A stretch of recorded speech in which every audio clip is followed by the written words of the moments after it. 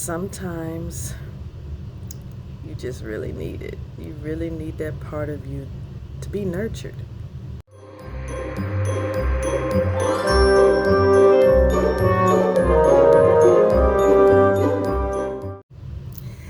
Still Vlogmas, how you doing? How you percolating? That's what my Aunt Beverly always say. That's one of her favorite things. How are you percolating? It is December 23rd. And you know what? My grandparents, my maternal grandparents, they were married on this day. I remember talking to my grandfather, and I remembered, well, both of them, because I think grandmother was still here with us at that time. That's the furnace turning off. Um, so I remember talking to them. I was 15 when she passed, and granddaddy lived another 10 years. And they were married on this day.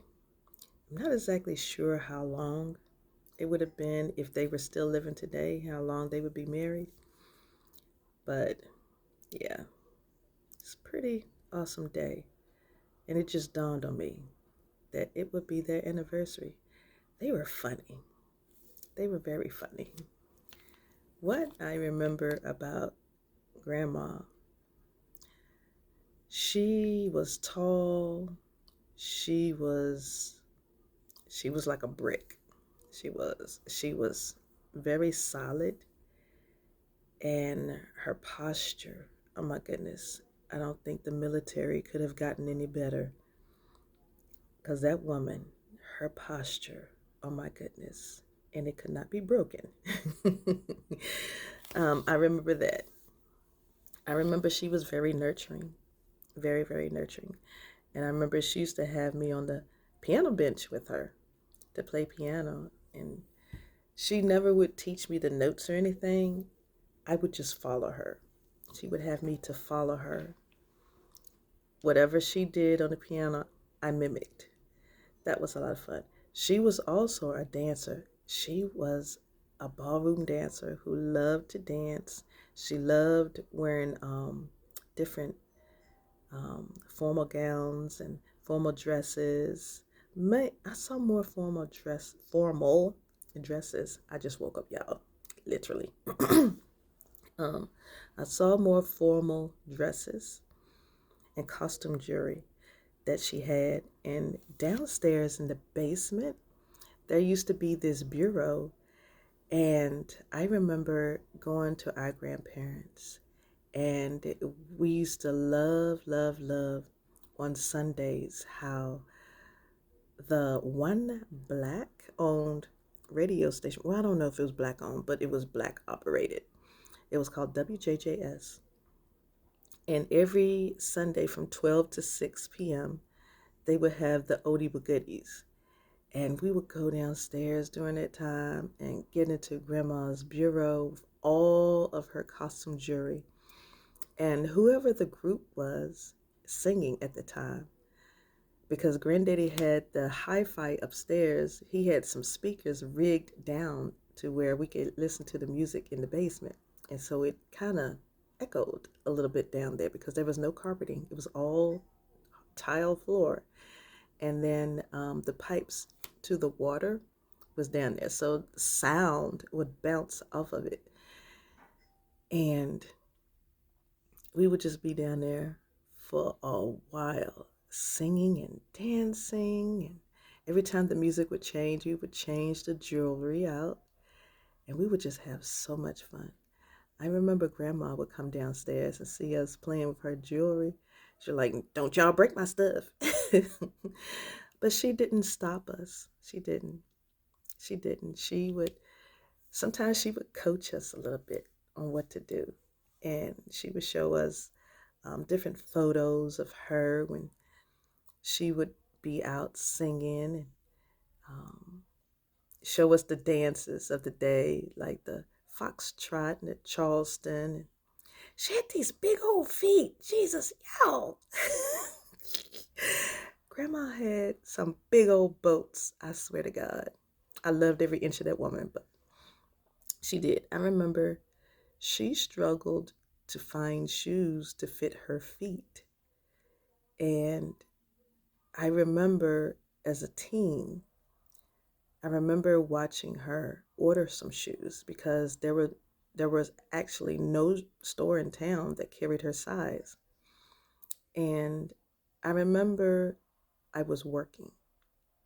I had just started working. And I wanted to surprise her. And so I asked her what size she wore. And I remember her saying, they don't have my size in the stores. I said, well, Grandma, you never talk about, your feet. What size do you wear? And she says, so she told me her size. And I was like, wow, I've never heard of that. And so she said, this is the reason why I have to order my shoes through Macy's. And they had a catalog they used to send her. Sometime after she transitioned is when the actual store set up in our town. We actually had a Macy's store. And I was like, fine time for you to come now. She's gone. But I used to love being around this woman. She had gotten to the habit of watching the behavior between my grandfather and I because we were very connected. And she would talk to me before I would go talk to him. And she would give me a very encouraging smile because I was going through a lot. I was going through a lot mentally, emotionally, and she really handled me with kid gloves. She really did. And I really appreciate that. Sometimes I feel like I wish I had that from her now. But I enjoyed the time I had. Now, my grandfather, on the other hand, he was my rock. He was. Granddaddy was my rock. My most favorite person in the world. I hope I don't have any matter in my eyes, y'all. I literally just got up. I'm checking everything. I should have done this before I started the camera. But anyway, Granddaddy was my rock. And I could go to him for anything, about anything. And it's always nice to have that one person like that in your life. He was so wise. And now I know the depth of his wisdom was because of the depth of all of the negativity that occurred in his life, all the struggles, all the traumas that he experienced, that he had to live through. That was how he became so wise, because he was able to, from those ashes, he was able to rise and leave us a legacy of words that had a sound that would enter into my ear and saturate into my being.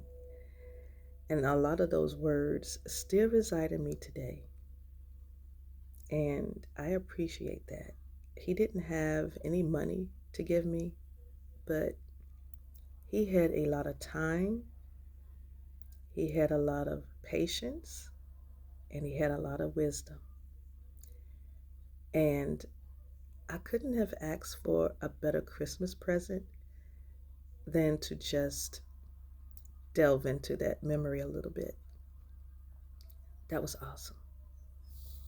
Now, I am here. I got here yesterday at my mom's. I arrived yesterday after a very long ride over here.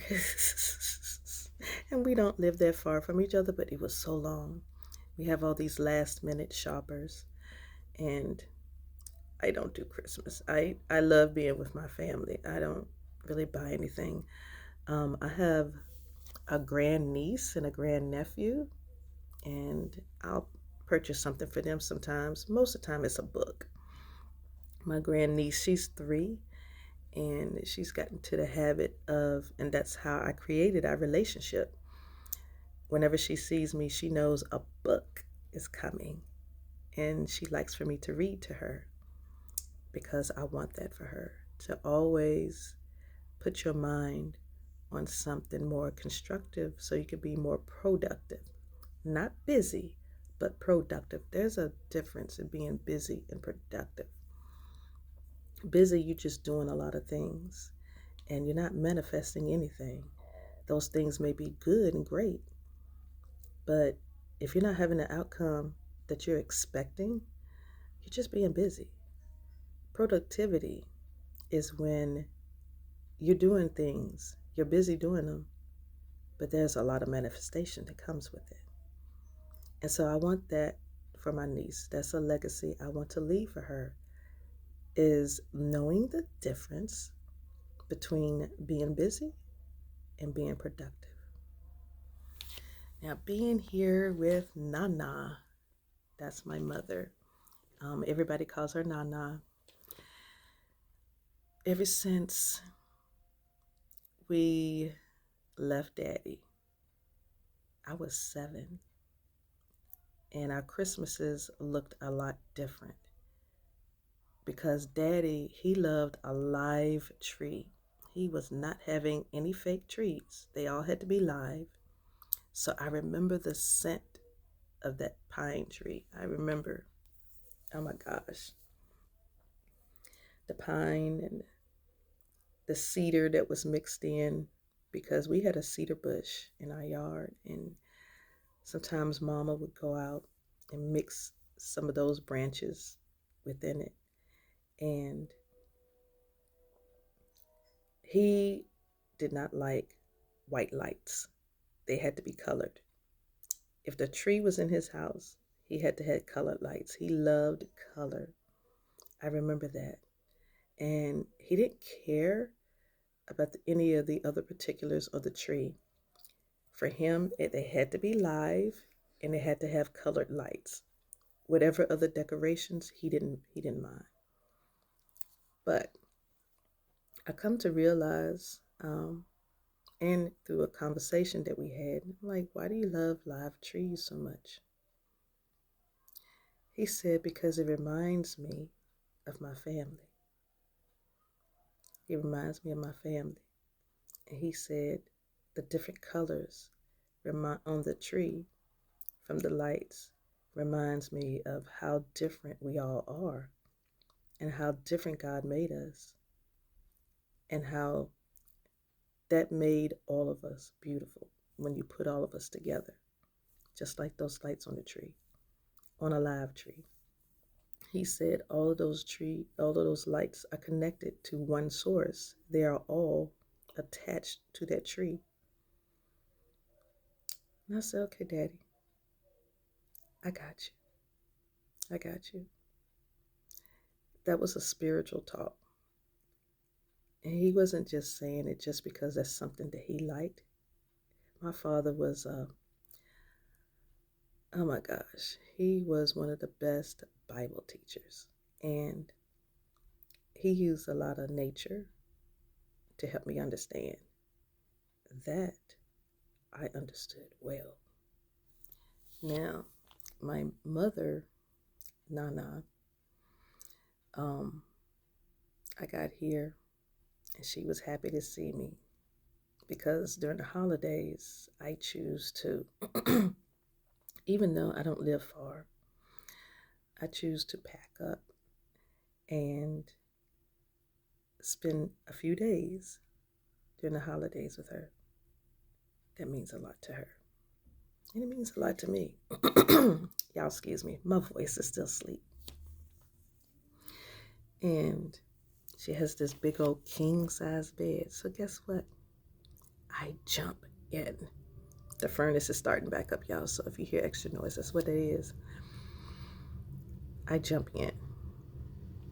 And it sometimes it feels like what's happening. It feels like a spiritual transference is happening. Because although you are living out your adulthood, your childhood is still there. It never goes away. And sometimes it feels like that inner child, that inner me, is being nurtured just by being around her, just by being in the bed right beside her. And we'll be there, we're watching movies and stuff like that. And we'll talk a little bit, then we go back to watching movies. We love watching the Golden Girls together. And the other show that they had after the Golden Girls called The Golden Palace. Yeah, a lot of good times.